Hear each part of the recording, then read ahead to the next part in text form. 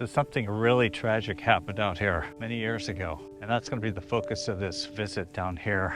I'm west of Modesto, out in the country. You can see the foothills back there. This is pretty much the way this property looked back in 1889. This was the property of Christopher Columbus Baker and his wife Cornelia, who was 19 years his junior. Came out here from the Midwest, settled here. He actually came out here in 1849 by covered wagon, and he settled in this area. He bought 4,000 acres, so I'm on the former Baker Ranch. By my estimation, they had 7 children, and of course it was a farming family. They lost a lot of children, unfortunately. I'm going to focus on 3 boys. They were 13-year-old Christopher Columbus Jr., then there was 11-year-old Oliver, and then there was 8-year-old George W. Baker, who was the youngest boy. So on September 10th, 1889, it was a busy day. Of course, you know, when you run a farm, you've got a lot of things to do. So Christopher Columbus was tending to farm duties. His wife Cornelia went off to visit with neighbors. So the 3 boys were, I guess, bored that day. Their friend Walter came over. He was also 13 years old. And they decided to come down here to the river. Well, in September, the river's not running too heavy. They decided that they were going to get in the water. It would be the worst family tragedy that is remembered even to this day. But it was somewhere along here that the boys decided to take off their clothes. And back then, I guess modesty wasn't an issue. They decided that they were gonna skinny dip. One of the boys decided that he was going to tease the other one to come get him. He was backing up in the water. It was shallow, he thought. And lo and behold, he slipped into a hole and he fell. He went down. Little brother Oliver decided he was gonna go rescue his bigger brother, Chris. And so you know the whole story. Walter was watching the whole thing. He would later explain what happened to the boys. And then one by one, within a matter of minutes, they all drowned. Oh, Walter goes running back to the farm up there, and he is sobbing. He can't find the adults. 4 o'clock, Mr. Baker decides he's gonna come back to the ranch house, and they see little Walter. He's sobbing, and they asked what was wrong, and they said the boys were in the river. They had drowned. So then there was this mad dash down here with some ranch hands. They fetched poles, and they tried in vain. Mr. Baker was clutching his chest on the banks of the river. He could not fathom the tragedy that was unfolding with his sons. I can only imagine. Word spread pretty quickly. The neighbors came to their aid. I think it was by evening, that's when the last boy was fished out of the river. They were all buried together at the Modesto Citizen Cemetery. We'll go over and check out their grave too. I imagine this is exactly the way it looked back then. I may have even found the spot where they went in. Very old tree here. Look at this. Very serene river taking the life of 3 boys. And the tragic thing is, the same type of thing happened many years later in the 1990s on the same river upstream in Empire, California. Same situation with the boys. 3 brothers jumping in the water, one rescuing the other, all passing away. The account of what happened out here was in the Modesto newspapers at the time.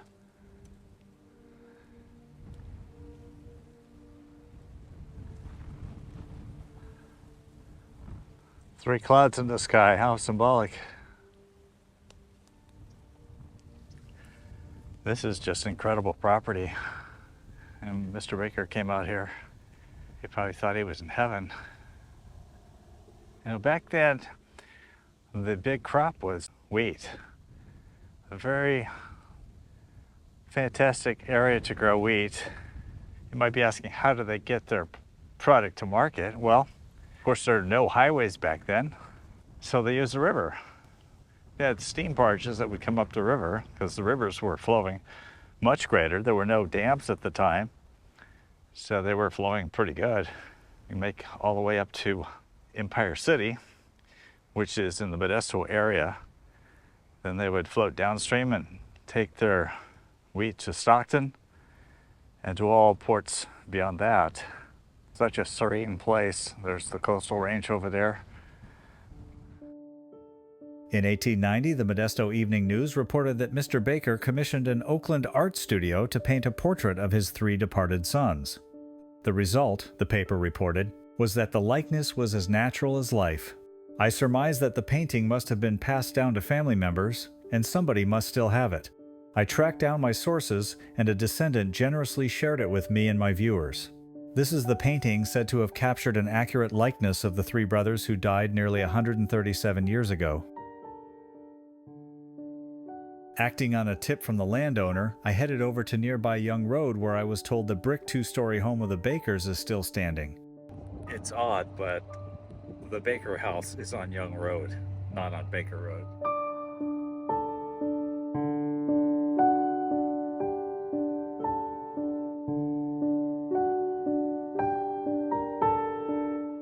Next, we're off to the Modesto Cemetery to pay our respects at the graves of the 3 Baker boys. I'm going to walk over here to where the 3 Baker boys are buried. And you can't miss the marker. There's 3 of them. I can only imagine the sadness that was experienced out here when the family had to bury these 3 boys. And look at that at the bottom. Beloved sons of Christopher Columbus Baker and Mrs. Baker died September 10th, 1889. They range in height from oldest to smallest to represent their ages. C.C. Baker, 13 years old, 4 months and 13 days. Peaceful be thy silent slumber, peaceful in thy grave so low. Though no more will join our number, thou no more will sorrows know. Yet again we hope to meet thee when the day of life is fled, and in heaven with joy to greet thee, or no farewell tears are shed.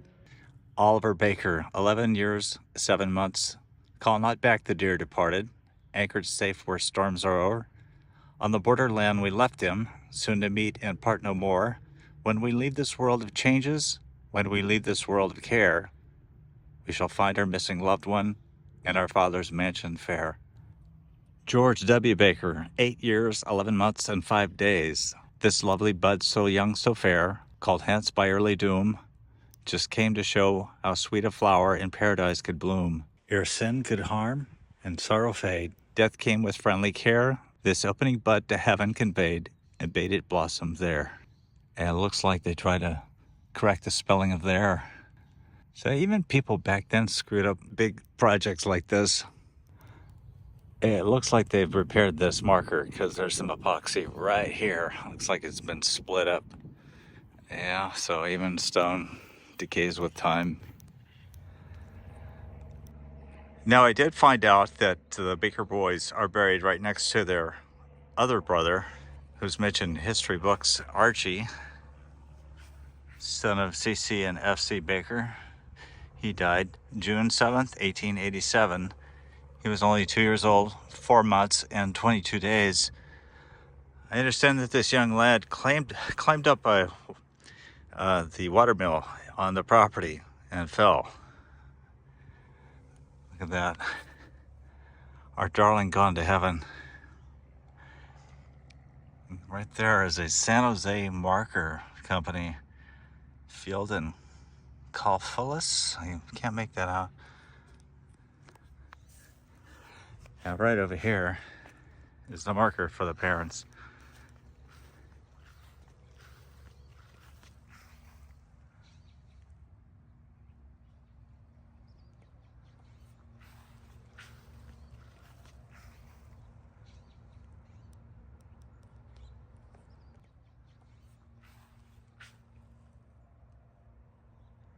No, the big marker there in the middle is just a memorial marker for the C.C. Baker family and friends. This entire plot here is filled with Bakers.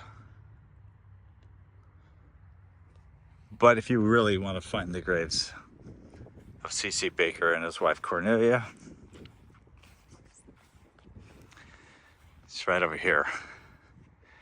Our beloved father, C.C. Baker, died June 10th, 1908. He was 78, and then Cornelia F., his wife, she died August 31st, 1920. She was 71. And here's the marker for father. And over here is mother. My research turned up a very interesting story about Cornelia Baker after she was widowed.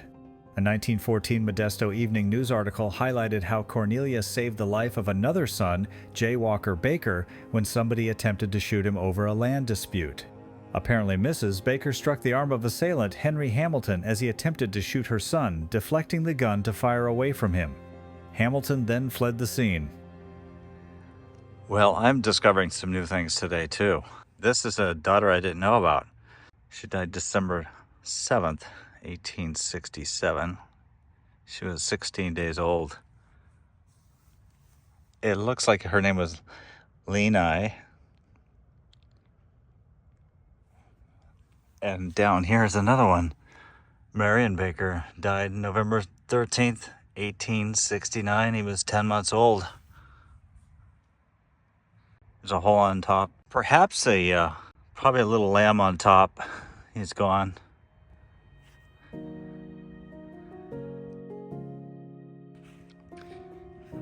I also have to show you this grandson. One of the sisters of the dead brothers was Lena Baker, who later married Schroeder Young. Lena and her husband had 5 children, one of them being Christopher Cyrus Young, who was the father of Cy Young Jr., the 1952 Olympic gold medalist from Modesto. He is not to be confused with Cy Young, the baseball player. This Cy Young received worldwide recognition as the recipient of the gold medal in the javelin throw at the Summer Olympic Games in Helsinki, Finland. He later became a farmer in the area where his ancestors farmed. I think I probably explained before that the drapes on top looks like draperies. It's a symbol of the curtain drawing between life and death. We all enjoy our life, but sometimes you just need to get into a cemetery to realize just how fragile life is. I mean, we open our newspapers all the time and we read about tragedies such as this one. We just need to remember life is very fragile and very short, and we need to enjoy our lives each day. To lose 3 boys in one day just has to scale the spirit of a parent. I don't know how they got through it. Of course, they were pioneer stock. They probably were people of faith as well, probably got them through. And I'm sure that some of you had the loss of a child yourself. Think about this. 3 boys one afternoon, completely gone. And the fact is that there's 3 other children from the Bakers buried in this plot over here. Suffered a lot of grief and a lot of tragedy. Life is so short. These 3 boys were just cut down to the prime of their life, just having a little bit of fun on one of the last days of summer. Crazy. Let me just stop here briefly and show you this one marker. Charles Harris, Cornwall, England.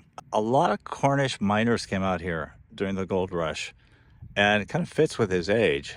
He was born in 1817, so by the time the gold rush should have been here, he would have been in his 40s.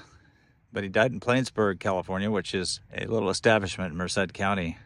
I've come over to the Lakewood Memorial Park near Houston, California, to tell you about an unrelated tragedy, but one that is very similar to what happened to the Baker brothers. The sad truth is that history often repeats itself. And the drowning of the 3 Baker boys in 1889 was not the only tragedy in which 3 brothers drowned in the same incident in Stanislaus County. It was on July 16, 2003, and the Yepez brothers were playing on the river, not too far from here. We're at Lakewood Memorial Park Cemetery. Just on the other side of the road here is where the drowning took place. They were just playing around in the water, and all 3 drowned basically in the same manner as the Baker boys. And of course, that was front page news. Very tragic. I think it affected a lot of people, because how do you wrap your mind around the fact that a mother and a father just lost all 3 of their boys, their precious boys, from age 8 to, I believe, age 12. They're buried right over there, and I'm going to show you their graves. The tragic story of these three boys. There was 8-year-old Daniel Yepez, 10-year-old Jose Yepez, and the oldest brother, Eloy Yepez, who was 12. They were having fun on the Tuolumne River, July 16, 2003.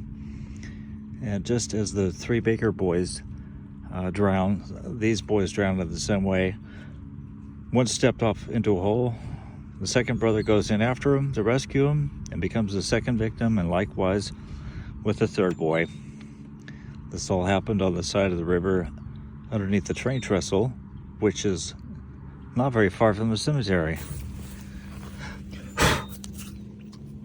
There's pictures of the boys. This is Jose.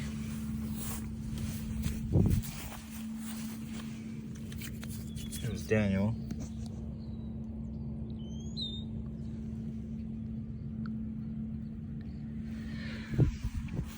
And here's Eloy, the oldest.